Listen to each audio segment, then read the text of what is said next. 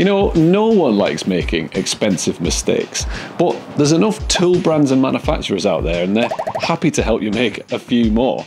But you really don't need a lot of tools to start making your own fine furniture. I've got it down to just 9. And right now is the perfect time to get started making.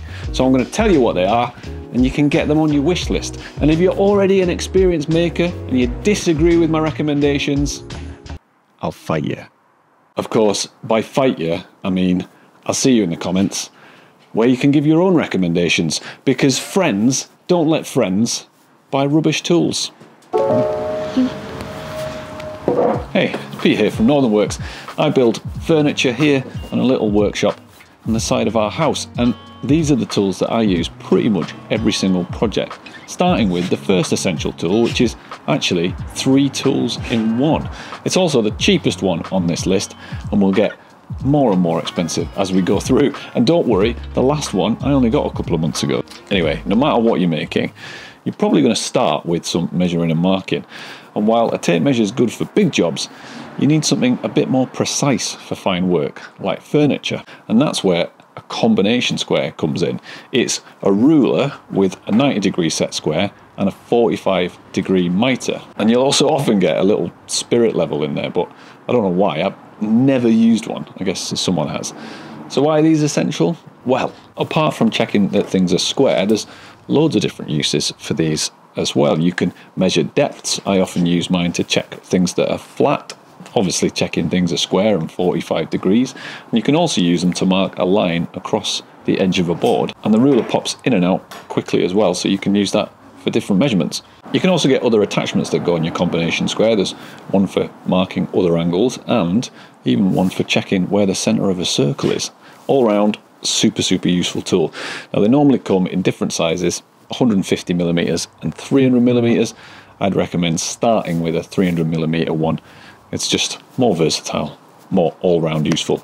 And once you've completed your combination square set, then you can always upgrade to other marking tools like a marking knife or a tri-square. And there's plenty of options. If you've already got a combination square, don't despair. Plenty of other stuff to put on your wish list. Whatever you get though, you're going to want to make sure that it's actually square. And there's a really simple way to do that. You can get your square, put it on to the edge of a board that you know is 90 degrees, mark a line, flip over your square and mark another line next to that one. If they're parallel or touching all the way along, your square is square. If your lines are going off in different directions, it's not square. You either need to fix it or get a higher quality one next time. Number 2 on our list is clamps. And you may have heard people say before that you can never have enough clamps. And while that's probably true for professionals, I think for hobbyists it's all just a marketing scam from Big Clamp. But it's not all marketing bollocks. And as you get further into your woodworking journey, you're going to need more specialist types of clamps, like longer flat clamps for doing big panel glue-ups, or even mitre clamps for making sure your cabinets are square. Like a lot of things on this list, buying more clamps or more tools in general isn't going to make you a better woodworker. That comes from learning how to solve different problems. And you can start off perfectly well with just a few of the sort of squeezy clamps that you get. I'd advise that you buy a slightly bigger size than you might think you need. Get 3 or 4 of them to start with. And then when you run into a problem that you can't solve with a squeezy clamp, get the next specialist tool that you need in order to solve that problem. And then when you come up with another problem, get a different specialist clamp. Before you know it, you'll have more clamps than you know what to do with. All right, 3rd tool on our list, and still no power tools. For now, we're sticking with the hand tools. And this one is a hand plane. Using a sharp hand plane on wood has got to be one of the best feelings in woodwork. There's that sound that you get with it, the beautiful shavings falling onto the floor, and nothing feels as good as the surface of wood finished with a hand plane. But this isn't an ASMR video, it's all about utility, and hand planes are right up there in usefulness as well. Knocking off height spots, flattening boards, getting edges straight so that you can glue them, putting in chamfers. There's so many different things that you can do with a hand plane around the workshop. And once you've dialed in the blade, which is called an iron in a hand plane, then it's often quicker, quieter and a lot less fuss to pick up a hand plane to do a job than it is to get out a power tool, sort it all out, put all your PPE on and tidy up afterwards. Now, there's so many different shapes and sizes and uses of hand planes, and they're all good for different specialist tasks. But if you're brand new to hand planes, I'd recommend that you start by picking up a small block plane. You can use these for actually a lot more than you think you can, especially if you're just using them to kind of smooth down rough spots or even put on chamfers or even shape curves in your pieces of wood. A block plane's good for that. And then once you've got through that, then, you know, maybe move up to something like a jack plane, a number 4 plane, a smoothing plane. That's all the same thing, it's just 3 different names for the same thing. You can pick those up pretty cheap, either second hand or new, even from a big DIY shop. And then you can just keep adding to your collection as and when you need it. I've got my eye on a spoke shave next. I just heard something incredible. Apparently woodworking is the 5th most attractive hobby, voted out of what I can only assume was a list of thousands of other possible hobbies, which means if you're not already cool and attractive like all my other subscribers, then now's the time to join in and start making stuff out of wood yourself. And you'll never guess what was the first top most attractive thing. Reading, which is brilliant because you can read my monthly newsletter where you can get even more tips on how to have a top 5 most attractive hobby. I'll leave a link for you in the description. Right, we've had to come inside because it was Baltic in the workshop, and quite frankly my neighbours already think I'm weird enough without me sat talking about tools for half an hour to the camera. Anyway, time for number 4 on our list of essential tools, and it's chisels. Now I think that chisels might be my favourite tool to work with, and they are essential for lots of different types of joinery, whether you're cleaning up the faces of a halving joint or you're clearing out the waste from a mortise. Chisels can get to places that other tools just can't. But like a lot of the tools on this list, the trick is finding the right one. And there's a lot of different types of chisels. There's flat ones, beveled ones, tiny ones, big ones, even those fancy Japanese ones. It just is confusing, and getting the wrong chisel for the job is massively frustrating. If you're looking for chisels for woodworking, my recommendation is to start with a set of beveled chisels. Probably something with a range of between sort of 5mm and 25mm, and make sure that you get good quality steel. That's probably the most important thing, because a good quality steel will take a sharp edge, it'll take a little bit of sharpening, but it'll take a sharp edge and it'll hold that edge for long enough for you to actually use it. A lot of cheaper sets of chisels are made out of softer steel. That's how they're made cheaper. But a softer steel is harder to get sharp, and it'll get dull really quickly. And there's nothing more annoying than a blunt chisel when you're trying to learn how to make joinery. The other thing to look out for is reinforced striking points. So this is where you would hit your chisel with a mallet. It doesn't really matter if the handles are made out of wood or if they're made out of something synthetic, but if your handle is made entirely of cheap plastic, then as soon as you hit it with a mallet, it's just going to shatter. Oh yeah, and you're going to need a mallet. Chisels and mallet. It's just one tool, really. Right, number 5, and it's time to get some power in this situation. Tool number 5 is a drill driver. I know a lot of people have a drill that they use for DIY jobs around the house, and that same drill is essential for fine furniture making as well. In a lot of different projects, I'll use it for drilling holes for dowels and also pilot holes for screws. And I'll also use it for drilling out the waste from my joinery, and I can use it for drilling mortises for round legs.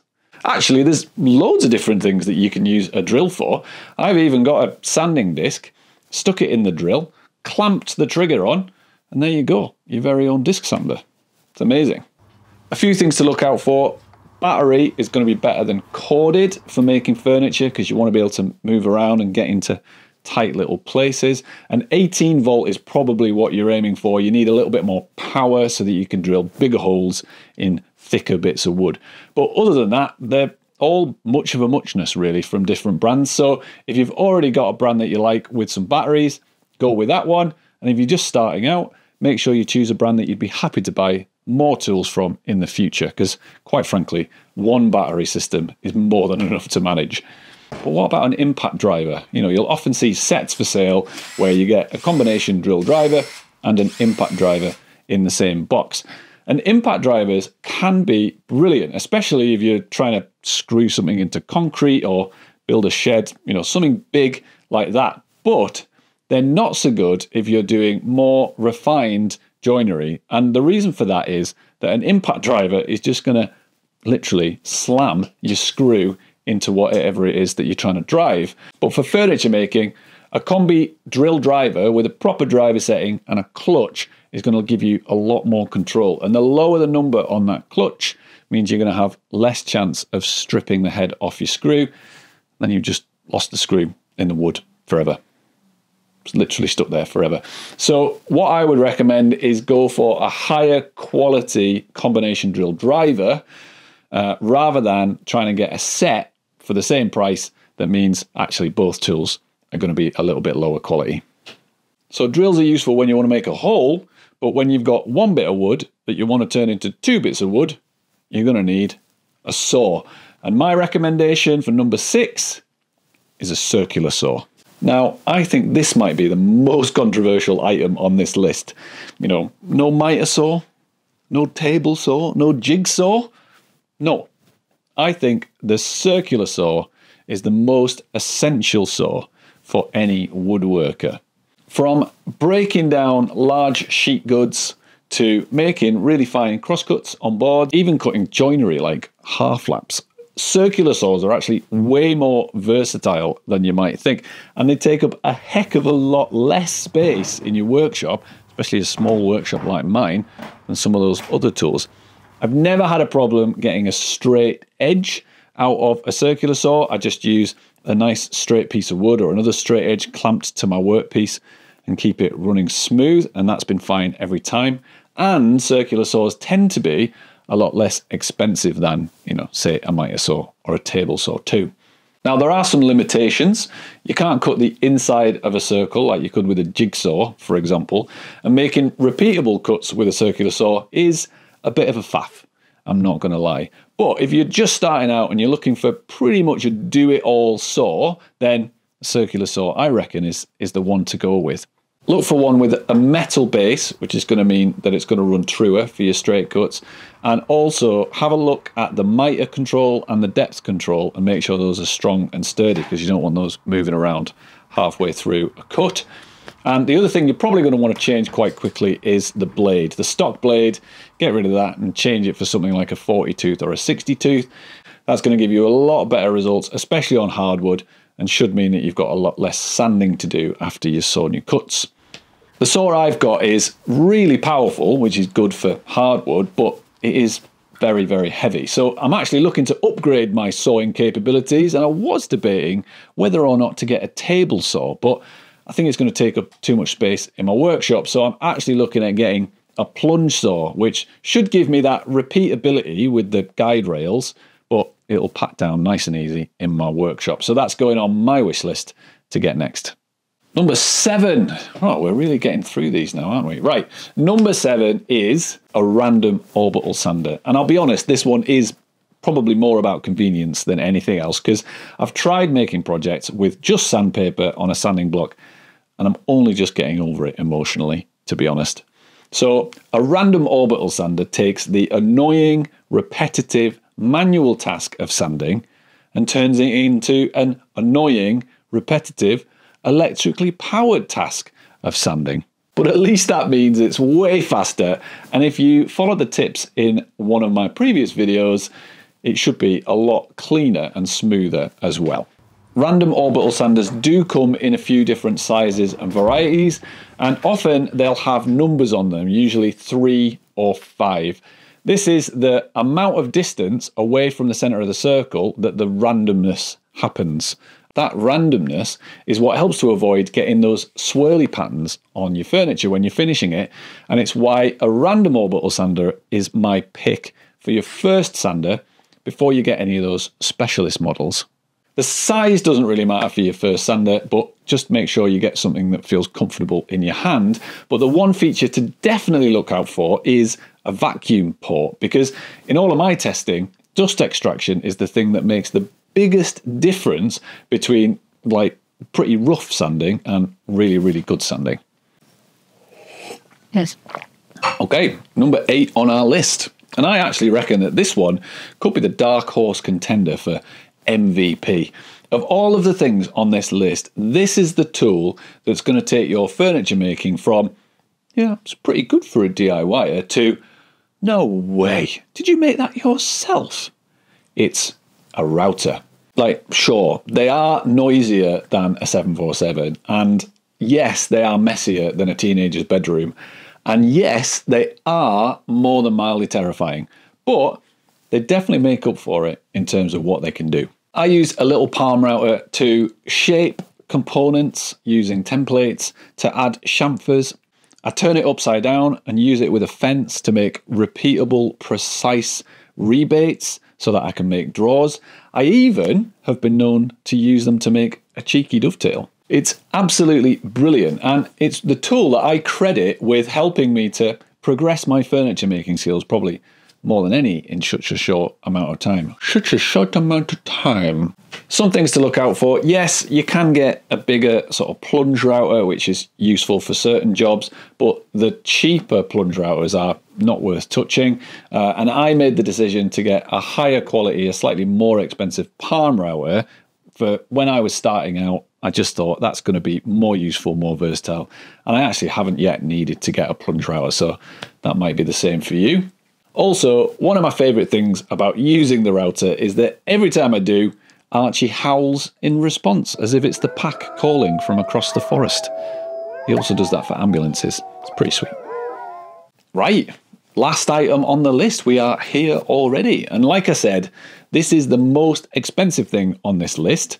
And you might not need it for a couple of years. You might never end up needing it. But this is what I think is the most useful of all of the bigger machines. So once you've got all of those other things out of the way, this might be the thing that helps you. It's a thicknesser. Thicknessers are amazing at taking big, rough lumps of wood and turning them into nice, smooth flat boards that you can use for making fine furniture. Now, I'm not going to go into loads of detail on what they are and how to use them, because I just made a whole video about that and you can go and watch that after this one. But what I will say is that there are very few tools on this list that are going to save you as much time and money as a thicknesser will once you start using it. Although I did nearly have a heart attack the other day because I thought I'd blown the motor on mine, ramming too thick a piece of wood through it, until I found out that there was a reset switch and I just had to press that.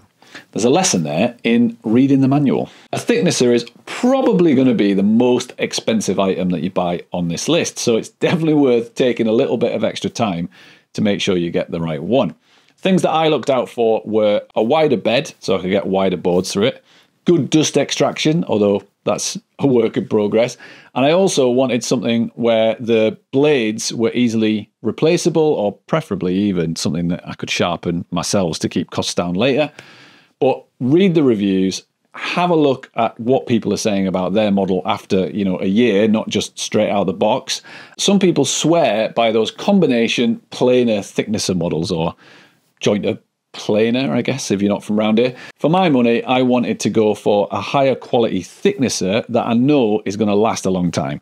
Woodworking is expensive enough without having to replace a massive tool like a thicknesser every year or two. See? You really don't need a lot of tools to get started making your own fine furniture. In fact, you don't even need everything on that list. The most important thing you need is to get hold of some wood and have a crack at making something for yourself. There really has never been a better time to get started, and I can't wait to see what you make. See you again.